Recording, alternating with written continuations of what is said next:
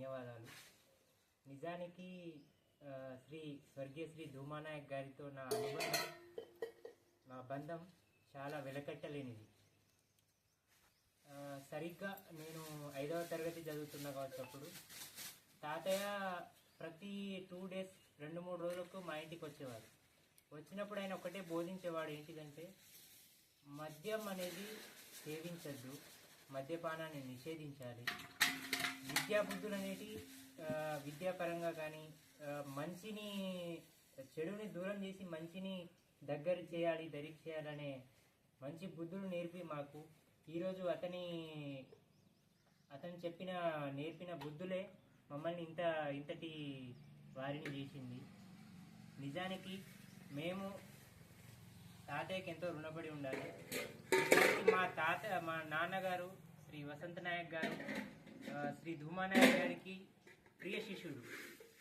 తాతయ్య నుంచి మంచి బుద్ధులు నేర్చుకున్న మా నాన్నగారి నుంచి నేను నేర్చుకోవడం జరిగింది.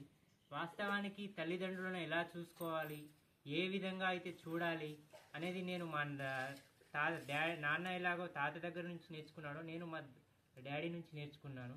అదే విధంగా మా తాతయ్య శ్రీ స్వర్గీయ రాములు నాయక్ గారికి, కౌసల్య గారికి ఏ విధంగా సేవ చేశామో ఇక్కడ ఉన్న వాళ్ళందరికీ తెలుసు.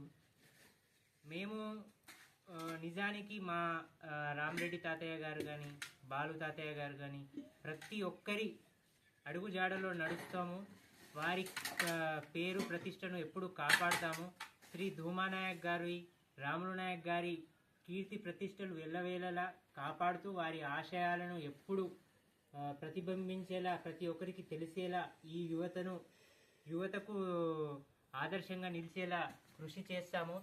అలాగే ధూమానాయక్ గారి సేవా సంస్థ అనే ఒక చిన్న సమితిని ఏర్పాటు చేసి దానికి నన్ను సెక్రటరీగా చేసిన శ్రీ రామరెడ్డి నాయక్ గారు, శ్రీ భూక్య బాలునాయక్ గారికి నా హృదయపూర్వక ధన్యవాదాలు.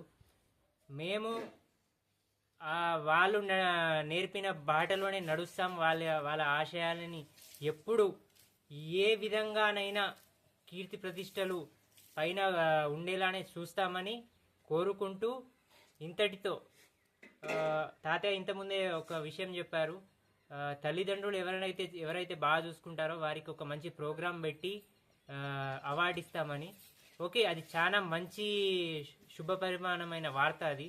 ఎందుకంటే ఇంత మంచి వార్త చెప్పడం, ఎందుకంటే చాలా మంది ఉన్నారు ఇప్పుడు నాకు తెలిసి చాలా మంది ఉన్నారు తల్లిదండ్రులను చూసే వాళ్ళలో బాగా మంది ఉన్నారు. కాబట్టి ఇట్లాంటి వాటిని ప్రోత్సహించి అందరికీ అలాగే ఈ ధూమానాయక్ యమునాబాయి గారి సేవా సంస్థ అనే పేరు మీద చాలా మందికి మనము దిశానిర్దేశం, ఆదర్శంగా ఉండి వాళ్ళందరికీ హెల్ప్ చేసేలా ఉండాలని కోరుకుంటూ, మా తాతయ్యకు మాకు ఎలాంటి ప్రాబ్లం వచ్చినా, ఏ ఆపద వచ్చినా మా ముందు ఉండి మాకు సహకరించవలసిందిగా కోరుకుంటూ ప్రతి ఒక్కరికి తాతయ్య 13వ వర్ధంతి శుభాకాంక్షలు తెలియజేస్తూ ముగిస్తున్నాను.